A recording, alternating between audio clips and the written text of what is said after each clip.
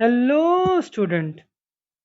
This is Purushottam Vishwakarma, your SST teacher, and today we are going to start a new chapter Resources and Development. We'll study about resources and its classification in this video. So, let's begin. The very first thing that we must know, what are resources? Natural endowments in the form of land, water, vegetation, and minerals are called natural resources. Resources are materials which can be transformed in such a way that they become more valuable and useful for fulfilling human needs. So let's see.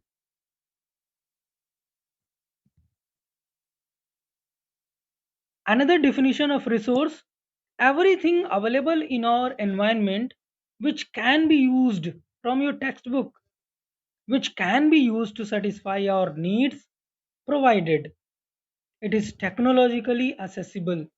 It can be assessed with the available technology. Economically feasible. It can be utilized with the economy that we have. And culturally acceptable. That is acceptable in all the conditions. Can be termed as resource. What is the relation? How these are interdependent? The interdependent relationship between nature, technology, and institutions. Physical environment, that is nature, technology, institutions, and a connecting body works, that is human beings. The process of transformation of things available in our environment involves an interactive relationship between nature, technology, and institutions. Human beings interact with nature through technology. What do we use? We use technology to exploitate, otherwise to utilize our natural resources and create institutions to accelerate their economic development. Do you think that resources are free gifts of nature, as is assumed by many? Many of us think that these are free gift from nature, but actually it is not so. They are not. Resources are a function of human activities. Human beings themselves are essential components of resources. Even human beings are also resources. They transform material available in our environment into resources and use them. These resources can be classified in the following ways. The very first thing, on the basis of origin: biotic and abiotic resources. On the basis of exhaustibility: renewable and non renewable. If we look at the definition of biotic and abiotic: biotic resources, those resources which are obtained from biosphere having life, such as human beings, flora and fauna, fisheries, etc. Abiotic: things which are composed of non-living thing, such as rocks and metals. If we talk about renewable resources, some resources can be renewed or reproduced by physical, chemical, or mechanized processes. For example, solar and wind energy, water, forest, and wildlife. Non renewable: these occur over a very long geological time. Minerals and fossil fuels are example of such resources. Third one, on the basis of ownership: individual, community, national, and international. If any resource is owned by individual, that will be individual resource. By community, community resource, by nation, national, internationally, international.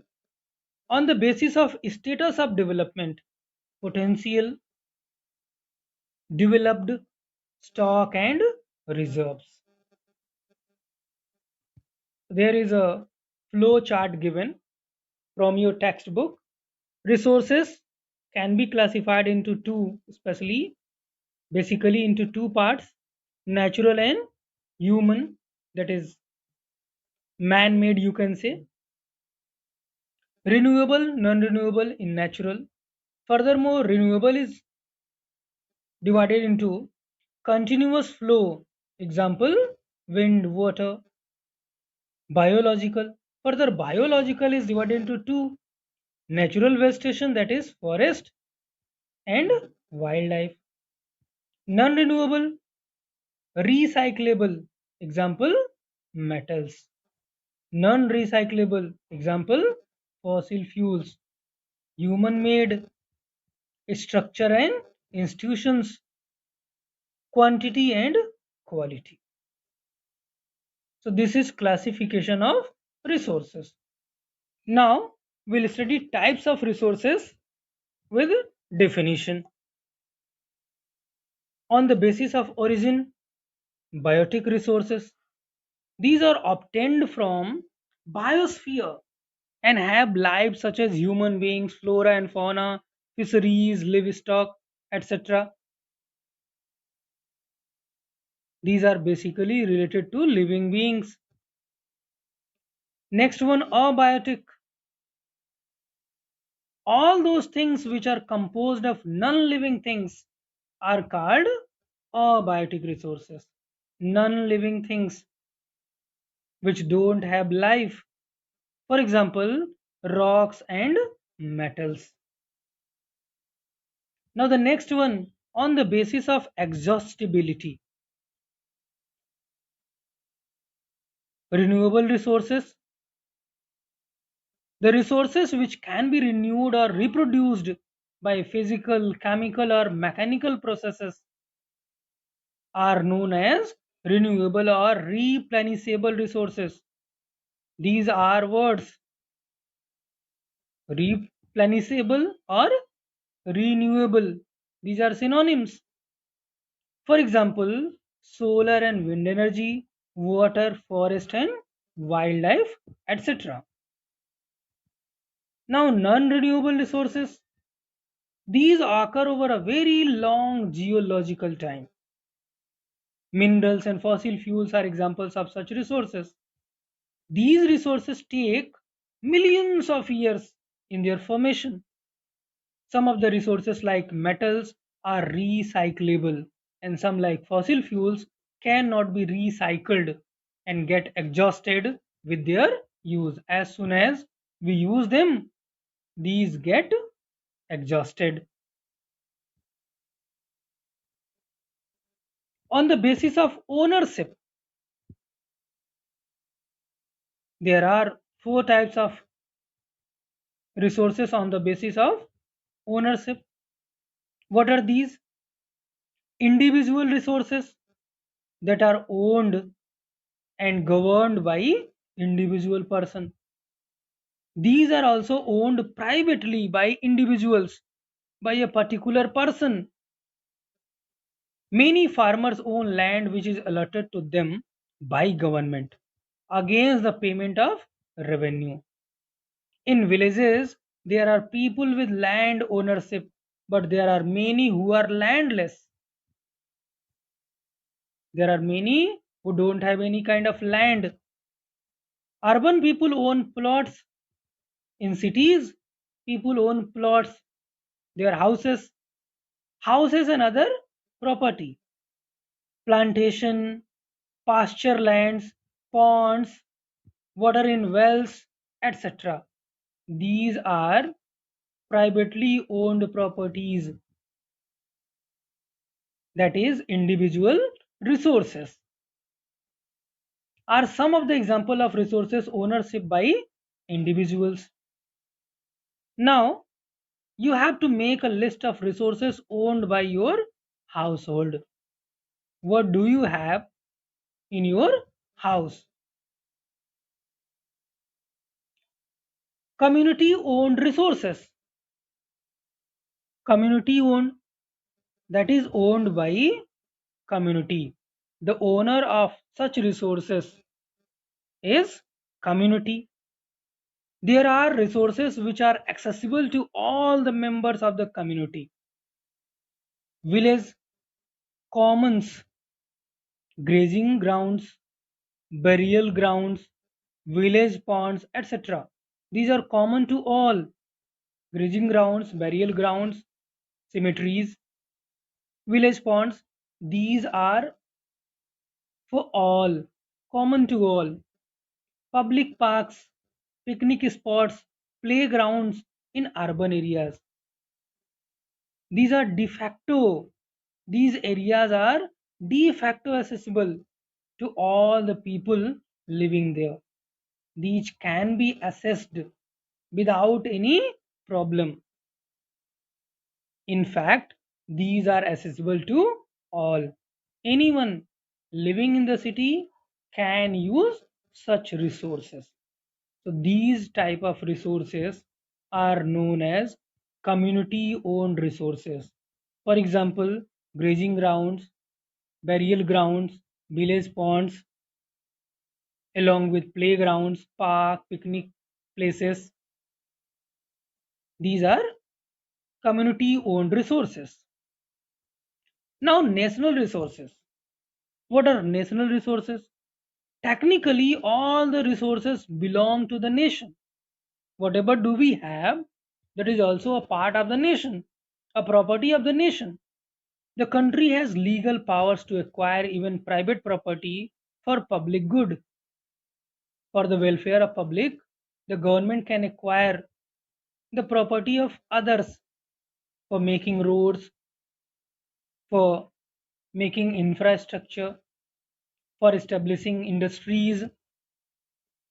You might have seen roads, canals, railways being constructed on fields owned by some individuals, 4 lane, 6 lane, and so on. Urban development authorities get empowered by the government to acquire land. Urban development authorities like GDA,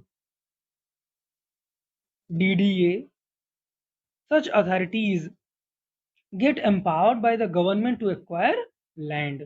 Government allow them to acquire more and more land for the development purpose. All the minerals, water resources, forest, wildlife, land within the political boundaries, and oceanic area up to 12 nautical miles. 12 nautical miles, that means 22.2 kilometer from the coast, termed as territorial water and resources therein belong to the nation. The area from the coast up to 22.2 kilometer is termed under national resource of that particular country, that particular nation. Suppose we have ocean at our boundary, so up to 22.2 kilometer area we can utilize for any purpose. That is our property, national property. International resources. The fourth one, there are international resources as well. There are international institutions which regulate some resources. The oceanic resources beyond 200 nautical miles of the exclusive economic zone belong to open ocean. After 200 nautical miles, this belong to exclusive economic zone, belong to open ocean, and no individual country can utilize these without the concurrence of international institution, without the permission of international institutions. These resources cannot be utilized, that lie beyond 200 nautical miles of their coast. Now, on the basis of status of development, on the basis of status of their development, potential resource, the very first one, resources which are found in a region but have not been utilized. Such resources, for example, the western parts of India, particularly Rajasthan and Gujarat, have enormous potential for the development of wind and solar energy, but so far these have not been developed properly. So, such resources will be known as potential resources. Developed resources. The second one, resources which are surveyed and their quality and quantity have been determined for utilization. These resources have been surveyed. What is their quality and quantity? It is determined. It is known to all. The development of resources depends on technology and level of their feasibility. How can we utilize these? Economically feasible. That means it requires not too much expenditure.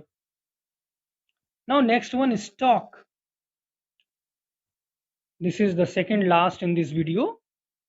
Stock, materials in environment which have the potential to satisfy human needs, but human beings do not have the appropriate technology to assess these, are included among stock. Such resources, such materials in the environment which have the potential to satisfy human needs, but human beings yet do not have the appropriate technology to access these. These are known as stock. For example, water is a compound of two gases, hydrogen and oxygen. We know very well. H2O. Hydrogen can be used as a rich source of energy, but we do not have advanced technical know how to utilize it, how to segregate oxygen and hydrogen from water, and how to use it for this purpose. Hence, it can be considered as stock. It will be considered as stock which can be used in future. Now the last one, reserves are the subset of stock which can be put into use with the help of existing technical know-how, existing technology, but their use has not been yet started. So what are reserve? We can utilize them, but yet we haven't started to utilize them. Such resources, these can be used for meeting future requirements. For example, river water can be used for generating hydroelectric power, but presently it is being utilized only to a limited extent. Thus, the water in the dams, forests, etc. is a reserve which can be used in the future. So, what is a reserve? For example, river water, dam water, which can be utilized in future. Forest, these are reserves.